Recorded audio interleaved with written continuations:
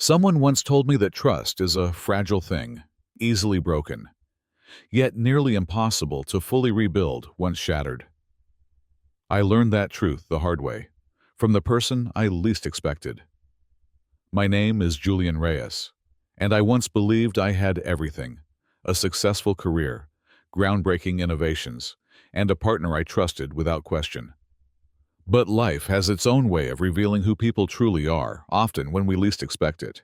On the darkest day of my life, the day I stood beside my father's coffin, grieving the loss of my hero, I signed away my future without even realizing it. I trusted the woman I loved blindly, never knowing she had planned a betrayal that would nearly destroy me. But this story isn't about the pain of betrayal. It's about what happens afterward. It's about facing darkness and choosing clarity over revenge, integrity over bitterness. It's about losing everything, yet discovering something far greater, my true self, and the enduring strength of the legacy my father left behind. This is my journey, how I rebuilt from ashes, reclaimed my father's legacy, and learned that sometimes the greatest revenge is simply rising again, stronger than before.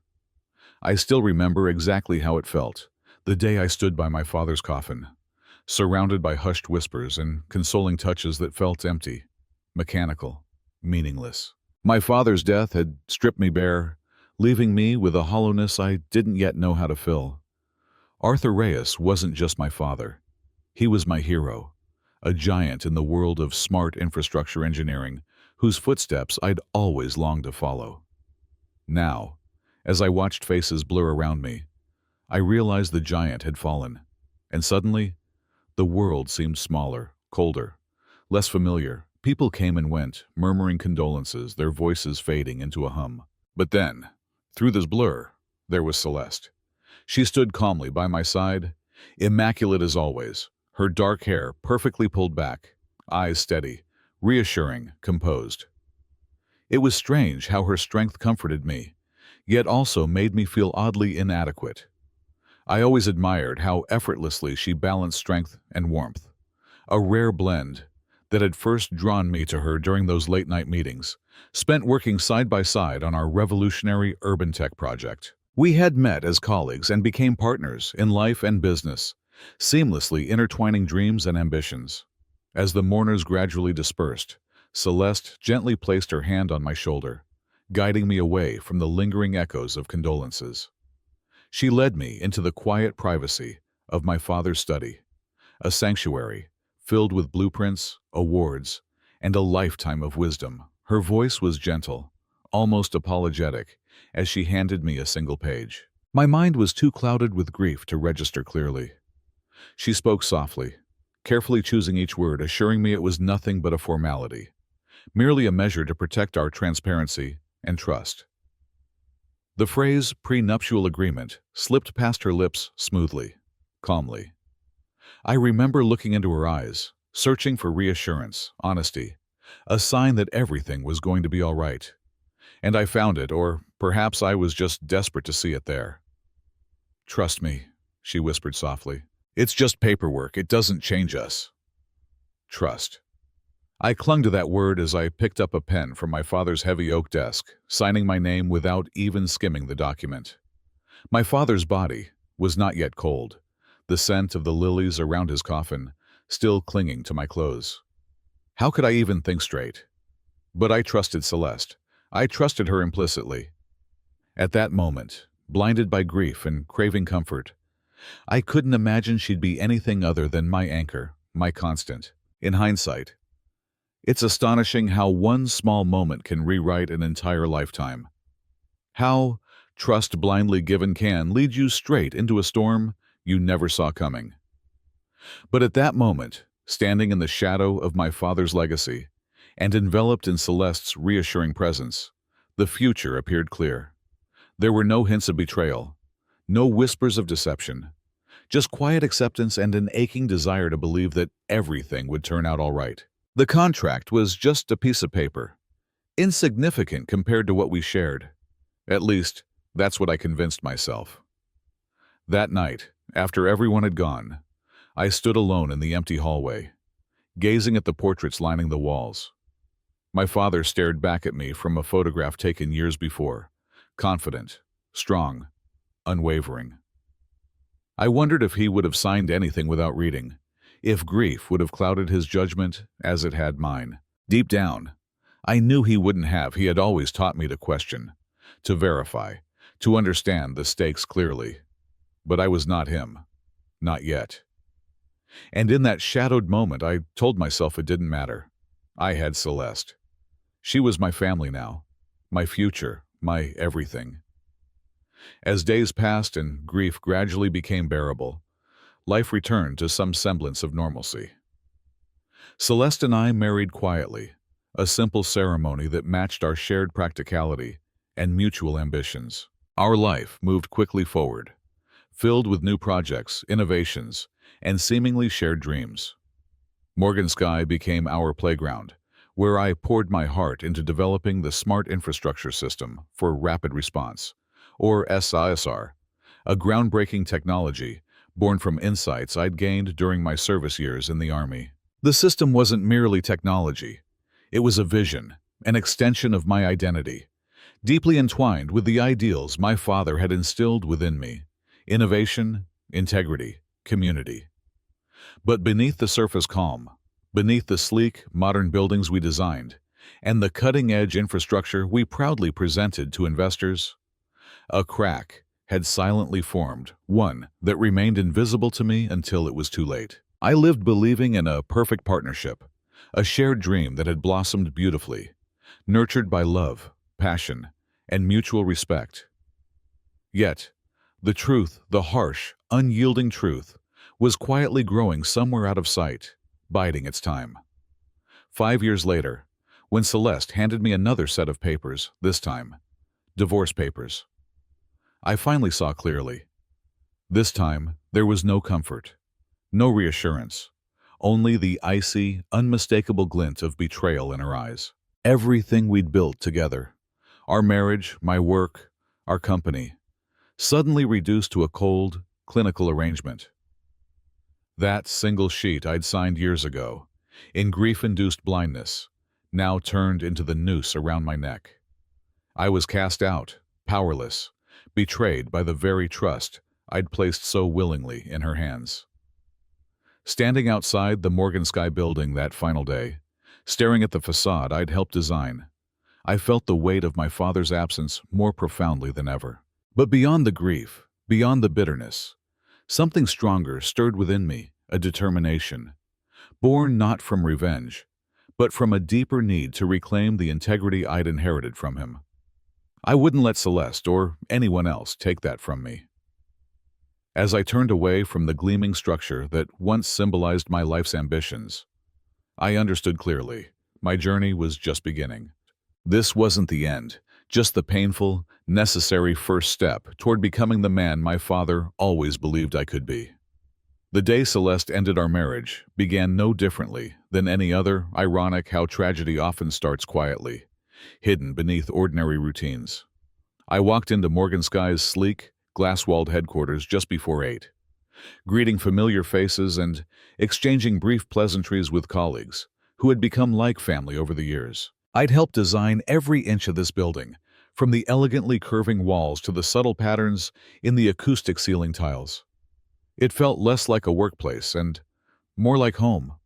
My fingerprints were everywhere. But as I stepped into my office, I noticed something felt distinctly off. Maybe it was the unusual silence, or perhaps the brief, uncomfortable glance from Clara, my assistant, who had always greeted me warmly. Today, she quickly averted her eyes. Settling behind my desk, I opened my emails, sifting through routine updates, project reports, meeting invites, supplier confirmations. Nothing unusual. And then one email stood out, marked urgent, sent by Celeste. My heart stumbled as I clicked on it, my fingers tightening around the edge of the desk. The message was curt, professional, devoid of emotion. Please meet me in legal counsel in conference room 7B at 9:30 a.m. Urgent. I stared at the screen, rereading the short, stark lines repeatedly, searching for something, anything that indicated warmth, reassurance, or a hint of the woman I'd married. But there was nothing. Just sterile professionalism and a chill that pierced through the pixels. Suddenly, the room felt colder, the walls closing in tighter. Something deep within me sensed danger, but I had no idea just how severe the damage already was. The clock ticked slowly towards 9:30, each minute dragging like an eternity. When the time came, I rose slowly, trying to steady the rising sense of dread. As I walked down the corridor, colleagues' faces seemed to blur, whispers hushed as I passed. My pulse quickened. What was happening? Why did it feel as though everyone but me knew what awaited behind that polished walnut door? Pushing open the conference room door, I stepped inside. Celeste sat confidently at the far end, flanked by Darren, our CFO, and two unfamiliar faces who carried the unmistakable aura of corporate lawyers. Her eyes met mine briefly, cold and remote before swiftly looking away. "Julian," she began smoothly, motioning me to sit. "Let's keep this professional and brief." She paused, letting silence settle like ice between us. "I've filed for divorce. I believe you'll find the terms reasonable and clear." She slid a document across the polished table toward me, her fingers steady, betraying no hesitation. The words, "Petition for Dissolution of Marriage," screamed silently from the page, stark, merciless. I felt the room tilt slightly, disbelief flooding my veins. "What is this, Celeste?" My voice came out sharper than I'd intended, anger and confusion entwining rapidly in my chest. No discussion, no explanation. She regarded me coolly, maintaining her icy composure. "It's just business, Julian. We've grown apart, and this is simply the cleanest way forward." "Business?" I repeated, incredulous. My chest tightened. "Is that all I've become to you?" She raised an eyebrow, dismissive and controlled. "You'll find the terms fair. According to the agreement we signed, assets, rights, and intellectual property related to Morganskye and the CISR project remain exclusively mine." Her voice echoed hollowly in my head. The one-page document from my father's funeral, the harmless, insignificant sheet I'd signed without question, now emerged as my executioner. My thoughts flashed back to that night. The overwhelming grief, the absolute trust. Anger surged violently inside me, not merely at Celeste's betrayal, but at my own blindness. "You can't be serious. The entire foundation of this company's technology is 9 years of my life, Celeste." I struggled to keep my voice even, fury simmering dangerously beneath every word. "Unfortunately," one lawyer interjected smoothly, "the contract is quite explicit. All intellectual property developed during your tenure belongs solely to Ms. Morgan. You waived all claims clearly and voluntarily." I glared at him, feeling trapped, humiliated. Clearly and voluntarily. I turned back to Celeste, searching her eyes for a hint of guilt, remorse, regret. But she revealed nothing, only calm indifference. Beside her, Darren shifted uncomfortably, eyes avoiding mine. Suddenly, pieces began to align. I saw clearly the quiet, lingering glances between them, the casual touches I had dismissed. Rage burned brighter. "Is this about Darren?" My voice was low, barely above a whisper, but heavy with accusation. Celeste didn't even flinch, her expression immovable, confident. "It's about the future of this company. Your role here has run its course. We've determined it's best for Morganskye's stability if you step away immediately." She paused deliberately. "We'll handle any public statements." I sat rigidly, stunned into silence, absorbing the blows. "So, this was your plan all along? You waited until everything was solid, successful, then took it all for yourself?" She tilted her head slightly, unapologetic. "I prefer the word strategy. Business requires clarity, Julian. Emotions only cloud judgment. I'm doing you a favor by being direct." The cruelty hidden within her polished words twisted like a knife. I'd trusted her, built my life around our partnership, both personal and professional. Now, in a few cold moments, she dismantled it all with calculated efficiency. "Take the documents," she instructed crisply. "My attorneys will be available to answer your questions. Effective immediately. Your access to company systems, property, and proprietary information is terminated. Security will assist you." As she rose, signaling the meeting's end, something inside me snapped, not into rage, but into fierce clarity. I understood I had lost this battle, at least for now. Yet beneath the humiliation and betrayal, an ember of resolve ignited fiercely. "This isn't over, Celeste," I spoke quietly, with restrained intensity. "I'll find the truth." She paused briefly at the door, glancing back. Her eyes softened ever so slightly, a flicker of what might have been regret, or perhaps pity. "You always were optimistic, Julian," she said softly. "But be careful. Truth can be painful." I watched her leave, Darren and the lawyers trailing obediently behind. Alone, I sat amid the echoing silence, staring at the betrayal laid bare in black and white terms before me. Slowly, I stood, gripping the document tightly, feeling the weight of everything I'd lost pressing heavily upon me.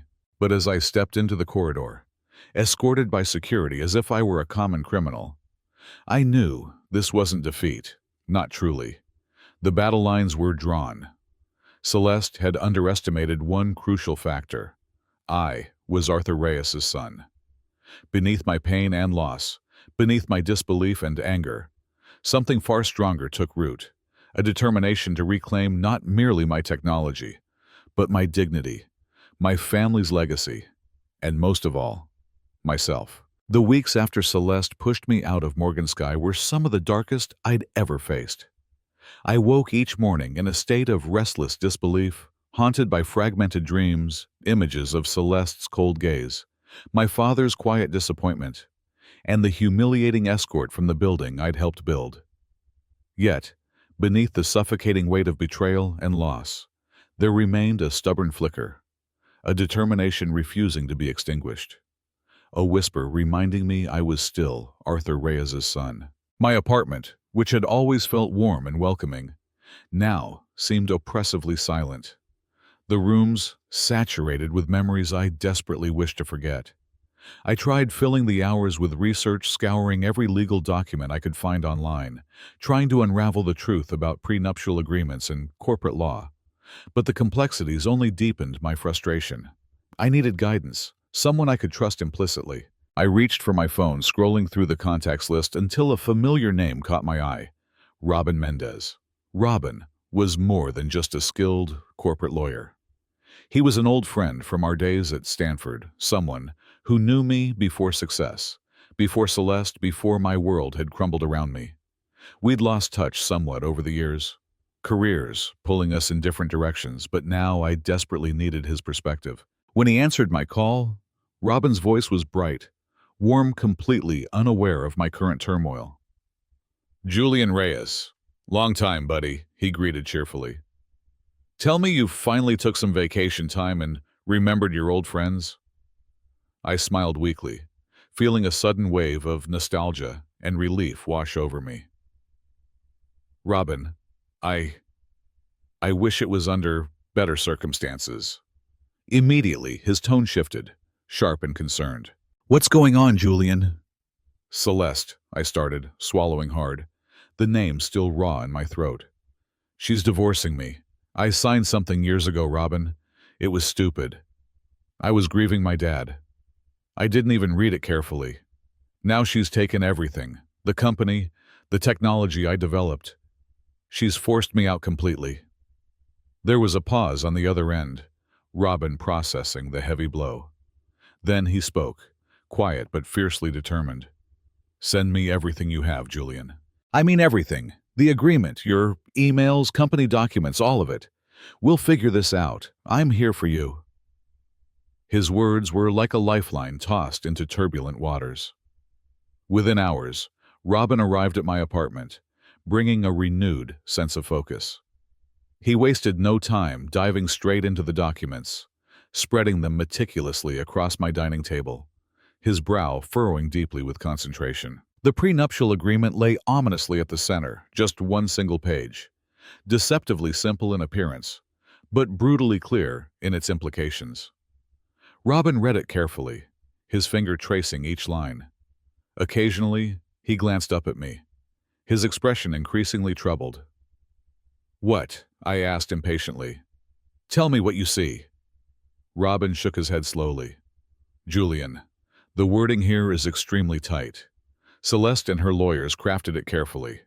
On its surface, you've given away everything. But—" He paused, studying the paper even closer, angling it toward the window's light. "This document. It feels strange, Julian. The formatting, the font, it's inconsistent. And look here." He indicated subtle marks near the bottom corner, faint smudges and slight misalignments. "It almost looks altered." My heart quickened. "Altered how? What does that mean exactly?" "It means," Robin said with intensity, "this might not be the original document you signed. Or, at least, it might have been manipulated. If we can prove it's not authentic, the entire agreement could collapse under scrutiny." My pulse raced. For the first time since Celeste's betrayal, hope surged sharply inside me, mingled with a burning determination to uncover the truth. Robin quickly took meticulous photographs, noting down each inconsistency, each oddity of formatting, each tiny irregularity. He placed the agreement carefully into a folder, already preparing our next steps. "We'll need to consult someone who can authenticate this properly. There's clearly more going on here," Robin said decisively. He paused, meeting my eyes with a deep seriousness. "But Julian, are you ready for this? Challenging Celeste means going to war. She'll fight dirty. You have to be certain you're prepared." I met his gaze, unflinching. "She's already taken everything from me, Robin. My company, my work, my dignity. I have nothing left to lose. And besides," I added quietly, "this isn't just about me anymore. It's about what my father stood for, what he built, and what I owe him and myself." Robin nodded firmly, his expression solidifying with resolve. "Then we do this together, Julian. We'll find out exactly what happened and reclaim what's yours. But first, we need to track down whoever originally handled this paperwork. Did your father have any lawyers he trusted? Anyone who might have access to original documents or could verify their authenticity?" A name sprang instantly into my mind, clear and strong. Gerald Hunt. He worked closely with my dad on several matters. They trusted each other deeply. If anyone knows about this agreement, it would be Gerald. Robin smiled slightly, hope reflecting in his eyes. "Then, Gerald Hunt is our next step. Reach out to him immediately. Every moment counts now." As Robin packed up, preparing to leave, I felt a surge of clarity I hadn't known for weeks. Celeste had blindsided me, left me battered and humiliated, stripped me of everything I'd worked for. But she'd made one critical mistake. She'd underestimated who I truly was beneath the surface. Arthur Reyes's son wouldn't quietly accept defeat. Standing alone in my apartment once more, I looked at the scattered papers and felt a newfound sense of purpose. The storm within me had transformed from chaotic despair to razor-sharp determination. Celeste thought she'd won, but this wasn't over. Not by a long shot. The battle ahead would be fierce, exhausting, merciless. But I was ready. And this time, I wouldn't be fighting alone. 2 days later, Robin and I arrived at Gerald Hunt's modest office, tucked within an aging brick building on the quieter side of town. The street was lined with elm trees, their branches casting gentle, shifting shadows onto the sidewalk. Gerald had always preferred subtlety and discretion, just like my father. They had shared more than just professional respect. They shared a quiet dignity, a kind of wisdom one gains not from winning, but from enduring storms with integrity intact. Inside, the office had the comfortable feel of a well-worn library, shelves crowded with neatly stacked law books, and framed photos of Gerald, with prominent clients, including one featuring my father. My gaze lingered on it briefly. They stood shoulder to shoulder, my father smiling softly, in a rare moment of openness. Seeing him like this, unexpectedly human and warm, tightened my chest with longing. Gerald rose slowly to greet us, his movements deliberate but dignified, his gray hair meticulously combed back, framing his deeply lined face. His eyes, though gentle, were piercing, wise with years of unspoken truths and careful confidences. "Julian," he greeted me warmly, shaking my hand with both of his grip firm and reassuring. "Your father would have been proud of the man you've become." His gaze shifted to Robin, who nodded respectfully. "Robin, good to see you. I wish this was under happier circumstances." We settled around Gerald's sturdy oak table, the air thick with anticipation. Robin carefully placed the prenuptial agreement on the table between us, along with notes of his findings. Gerald examined the document silently, his expression grave. "This is the contract Celeste presented at your father's funeral?" he asked, already knowing the answer. I nodded, feeling exposed yet trusting implicitly in Gerald's integrity. "Yes," I said softly, the weight of regret coloring my voice. "I was grieving Gerald. I signed it blindly. Now Celeste has taken everything." Gerald nodded slowly, pushing his reading glasses higher on his nose. After a long pause, he stood and moved to an ancient-looking safe in the corner. His hands trembled slightly as he opened it, reaching carefully inside. Robin and I exchanged a curious glance. Gerald returned with a small envelope and a USB drive, laying them gently on the table before us. "Arthur came to see me shortly before he died," Gerald began, his voice steady yet softened with emotion. "He suspected Celeste might attempt something exactly like this. Your father knew your vulnerabilities, Julian, not from weakness but from loyalty. He feared that trust might blind you to danger. He came to me and insisted we amend certain legal safeguards without your knowledge to protect your rights and your legacy." I stared at Gerald in stunned silence, my heart pounding heavily against my ribs. He knew? My father predicted Celeste's betrayal? Gerald sighed deeply. Arthur was intuitive. He rarely judged others aloud. But his instincts were impeccable. Yes, he foresaw potential problems. That's why he carefully safeguarded your intellectual property related to the CISAR project. He pushed the USB gently toward me. All original data, timestamps from your military service confirming your authorship, and digital correspondence verifying authenticity, it's all here. My fingers shook slightly as I picked up the small drive, feeling its profound weight. This tiny object represented my father's unwavering belief in me, a protection I'd never known I needed. Robin spoke quietly, his voice tense, yet hopeful. "Gerald, does this evidence directly contradict Celeste's claims? Is it strong enough to challenge her in court?" "Without a doubt," Gerald confirmed firmly. "This isn't merely evidence. It's definitive proof of Julian's sole intellectual ownership and Celeste's intentional deception." My breath released slowly, relief flooding through me, mixed with lingering sorrow. I turned my attention to the envelope Gerald had also provided. Written on its surface in my father's elegant handwriting was simply, "To my son, Julian." My heart raced as I carefully opened the envelope, unfolding a handwritten letter, the ink clear, yet slightly smudged by faint watermarks, perhaps tears, perhaps merely time. The first line sent a quiet tremor through me. "My dear Julian, if you're reading this, it means my instincts, unfortunately, were correct. Life often tests us through those we trust the most. You must not blame yourself, my son. Trust is strength, not weakness, even when it leads us to painful truths." My throat tightened, my father's voice echoing clearly through his careful pen strokes. The letter continued, each sentence building in quiet, profound intensity. "You have always carried within you something rare, a resilience I admired deeply. Yet resilience alone isn't enough. You must learn now to guard your gifts as fiercely as you share them. Protect your integrity as passionately as you pursue innovation. Do not let bitterness consume you, Julian. Bitterness blinds, but clarity heals.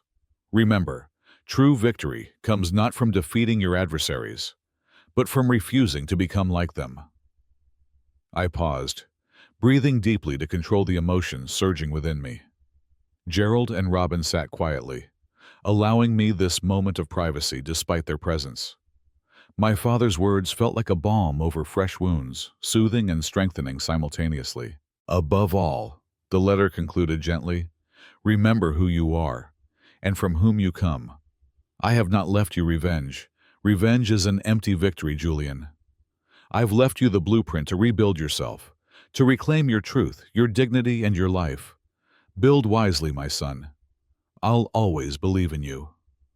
The room remained silent as I carefully refolded the letter, tucking it gently into my jacket pocket, close to my heart. Gerald reached across the table, gripping my hand warmly.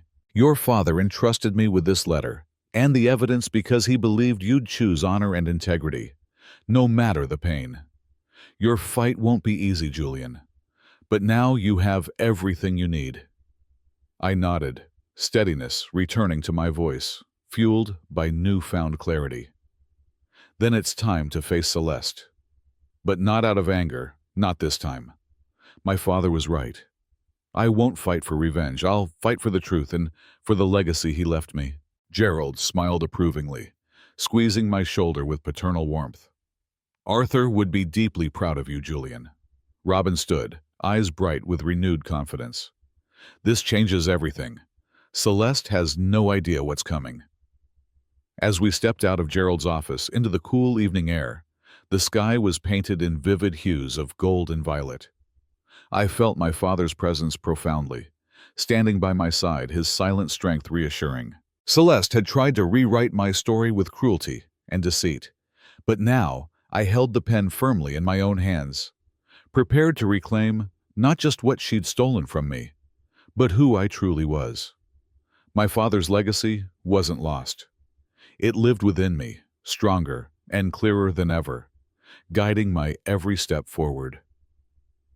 The morning of the internal hearing at Morganskye arrived, bringing with it a restless tension I'd prepared for, yet still found unsettling. Robin and I spent the days leading up to it meticulously assembling evidence, rehearsing our arguments, and considering every possible counterattack Celeste might launch. I'd learned by now never to underestimate her cunning. However, this time, I held truth firmly in my grasp. Stepping back into Morganskye's sleek headquarters felt surreal, the familiar glass walls and polished floors now imbued with an unfamiliar chill. Employees averted their eyes, sensing the electric tension radiating from me as I moved through the halls. Each step echoed quietly, reminding me how swiftly alliances shifted in the brutal landscape of corporate politics. Inside Conference Room 7B, the very place Celeste had blindsided me, the board had already gathered. Celeste sat confidently at the table's head, flanked by Darren and senior counsel, their eyes coldly assessing me as I entered. Robin stood firmly at my side, unshakable in his quiet confidence. Celeste cleared her throat impatiently. Let's get this over quickly. Julian, I sincerely hope you understand the futility of this meeting. Everything was already clearly outlined in our original agreement. I met her gaze steadily, betraying no emotion. Actually, Celeste, that's precisely why we're here, to address the authenticity of that agreement and to set the record straight. A flicker of unease passed briefly across her composed face, quickly masked by her usual steely reserve. Careful, Julian. Accusations without evidence can be costly.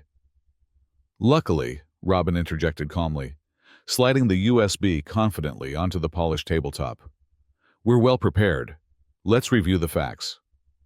As Robin projected evidence onto the room's large screen, the atmosphere immediately tightened. Time-stamped documents from my military tenure clearly established the origin and ownership of the SISR technology. Emails Celeste believed had been deleted appeared one after another, revealing deliberate manipulation, internal cover-ups, and calculated betrayal. Watching Celeste's expression crumble subtly beneath layers of careful composure felt both cathartic and tragic. Her knuckles whitened around her pen. Darren fidgeted nervously, his gaze fixed firmly downward. The room filled with tense murmurs as board members exchanged uneasy glances. "I trust this sufficiently clarifies Julian's rightful intellectual property," Robin said calmly, his voice measured and firm. "Furthermore, independent digital forensics confirmed the prenuptial agreement you presented was modified. This isn't a matter of interpretation. This is outright deception." All eyes turned sharply toward Celeste, awaiting her response. Her voice wavered slightly, revealing a crack in her carefully maintained facade. These claims are exaggerated." Julian clearly relinquished. "Enough," I interrupted firmly, yet quietly, authority resonating clearly. "Celeste, you once told me clarity is essential in business. Here is clarity. You manipulated documents, you lied to this board, and you stole my life's work. But today isn't about revenge. It's about correcting the record." My eyes briefly met those of each board member, letting the weight of the moment fully resonate. "I'm here to reclaim what is rightfully mine, not out of spite, but out of respect for my father's legacy and my own integrity." A long silence followed, heavy with tension and consequence. Finally, the chairman, a man who'd known my father well, spoke carefully, turning to Celeste with thinly veiled disappointment. "Ms. Morgan, considering these revelations, we strongly recommend immediate renegotiation." Celeste's shoulders sank subtly, a rare sign of defeat. Darren remained frozen, isolated in his silence. Celeste had expected anger from me, perhaps a bitter fight, but she hadn't prepared for calm, irrefutable truth. Robin and I exchanged a brief glance, quietly affirming our strategy's effectiveness. There was no need for vengeance. The truth had delivered justice far more effectively. Leaving the room, the sense of vindication was profound, not merely because I'd won, but because I'd rediscovered something essential I'd lost: clarity of purpose and respect for the core values my father had instilled in me. Celeste's treachery had shaken my trust, but ultimately hadn't broken my spirit. Stepping out of Morgan Sky again, this time under my own terms, I finally understood clearly my father's wisdom. True strength didn't lie in revenge. It rested firmly in integrity, dignity, and the courage to rebuild. The negotiations concluded swiftly and decisively.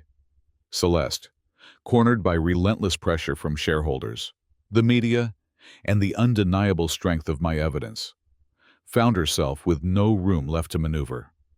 Her carefully cultivated image shattered overnight, revealing cracks she could never fully repair. Darren became the first casualty, swiftly dismissed, his downfall both abrupt and humiliating.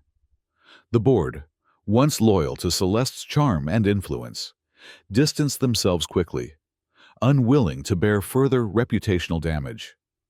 In a final, private meeting between Celeste and me, the air was heavy, yet absent the hostility of our previous confrontations. She sat across from me, dignity still intact but clearly diminished, eyes weary with defeat. "I underestimated you, Julian," she admitted quietly, her voice tinged with an unfamiliar vulnerability. "Perhaps more accurately, I underestimated the strength of your principles." "It was never about winning or losing, Celeste," I replied evenly, calmly meeting her gaze. "It was always about truth. You once taught me clarity is everything. I took that lesson to heart." She sighed deeply, sliding the final settlement papers across the table. The terms were clear. I would regain full ownership and independent control of the CSR technology, stewardship of the Oregon Research Facility, where my father had once poured his heart and soul, and a clear, public acknowledgement that the groundbreaking innovations originated from the Reyes family legacy. Signing the documents, I felt neither triumph nor bitterness, only a profound sense of justice finally realized. The ink on the paper represented more than legal victory. It was validation of my father's quiet, steadfast wisdom, and my commitment to uphold it. Outside, reporters clamored for a statement. Robin stood beside me, steady and reassuring, as camera flashes and microphones pressed toward us. "Mr. Reyes," a journalist called sharply, "what message does this send to others facing betrayal in their professional or personal lives?" I paused briefly, carefully choosing my words, speaking not just to them, but to the countless others who might hear my voice. Integrity is not passive. Truth is not weakness. Even in the face of profound betrayal, justice can prevail, not through revenge, but through courage and clarity. That's the lesson my father taught me, and that's the legacy I intend to honor. As I stepped away, Robin squeezed my shoulder firmly, silently proud. Celeste faded from view, her shadow no longer obscuring the path ahead. Morganskaya announced immediate restructuring, a stark acknowledgement of past errors, and a clear signal that its future would be built differently, guided by transparency and accountability, rather than ruthless ambition. For me, however, the journey was far from over. Standing beneath the bright glare of the public spotlight, I knew this victory wasn't merely an end. It marked the beginning of something greater, deeper, and profoundly meaningful. It was time not just to reclaim what I'd lost, but to rebuild with purpose, honoring my father's vision and legacy. In the aftermath of my victory, I didn't waste a moment lingering in past grievances. Instead, I focused my energy into laying the foundation for something meaningful and enduring: the Reyes Institute, a nonprofit dedicated exclusively to advancing intelligent infrastructure for the greater good of our communities. With Robin's steady support and Gerald's sage advice, I felt anchored, ready to move beyond old wounds toward purpose and legacy. Choosing the Institute's cornerstone initiative came naturally to me. I named it the Arthur Protocol, a deeply personal tribute to my father, whose wisdom and quiet strength had guided me even from beyond. This wasn't simply a technological platform. It was a statement, a lasting testament to the principles of integrity, clarity, and community-first innovation my father lived by. On the day we officially opened the Reyes Institute, I stood before an audience gathered at the revitalized Oregon Research Center. Familiar faces blended with new ones, community leaders, local families, researchers, and young innovators whose curiosity mirrored my own in earlier years. In their eyes, I saw hope, not just in technology's potential, but in its capacity to heal and inspire when wielded responsibly. "This is not merely a beginning," I spoke clearly, voice steady with quiet confidence. "It's a commitment to honor the legacy my father entrusted to me, not through revenge, but through rebuilding." Arthur Protocol symbolizes more than advanced technology. It represents the kind of society we wish to create: transparent, compassionate, and inclusive. This is our shared future. The applause that followed resonated deeply within me, affirming that my journey through betrayal and struggle hadn't been in vain. Celeste's actions, painful as they were, had inadvertently pushed me toward a clearer understanding of who I was and what truly mattered. As I looked over the crowd that day, I felt a profound sense of renewal, a powerful realization of purpose. Sometimes, destruction must precede creation. From the ashes of what had once seemed irreparable, something truly meaningful and enduring was born. My father's voice echoed gently within me, reminding me always, "I've given you a blueprint, not to reclaim what you lost, but to rebuild who you are meant to become." Exactly 1 year after launching the Reyes Institute, I stood quietly beneath the graceful arches of the newly dedicated Arthur Reyes Research Center. The polished marble plaque, engraved with my father's name, gleamed softly in the late afternoon sunlight. Behind me, the hum of celebration continued, students, researchers, and community leaders mingling comfortably, exchanging ideas and hopes for the future. Yet in this brief moment of solitude, my mind traveled back through the pain, betrayal, and redemption of the journey I'd endured. Celeste's betrayal had nearly shattered me, stripping away everything I'd believed defined my worth, my career, my creations, even my confidence. But in the darkest hours, it was my father's voice, quietly persistent in my memory, guiding me back to clarity. Looking at the research center, alive with purpose and innovation, I finally understood what my father had truly left me. Not revenge, not bitterness, but something infinitely more powerful. The strength and blueprint to rebuild, to rediscover who I was and what I could achieve. I smiled softly, feeling his presence stronger than ever in that gentle evening glow. The pain Celeste inflicted had faded, leaving behind only gratitude for clarity, for truth, and for the unwavering integrity my father had always embodied. Quiet footsteps approached, and I turned to see Robin smiling warmly, holding up 2 glasses of champagne. He handed me one, nodding toward the joyful gathering behind us. "Look what you've built, Julian," Robin said softly. "This isn't just your father's legacy, it's yours too." "Thanks, Robin," I said, sincerely grateful. But it was never just about me. It's about us, about community, about rebuilding something stronger from the broken pieces. We clinked glasses lightly, the sound crisp and hopeful.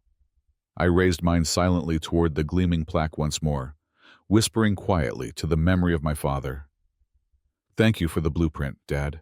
And standing there, amid the soft murmurs of the gathering twilight, I felt completely at peace, knowing at last that the greatest legacy wasn't revenge, nor victory itself, but the courage and clarity to rebuild from the ground up and emerge stronger, wiser, and free.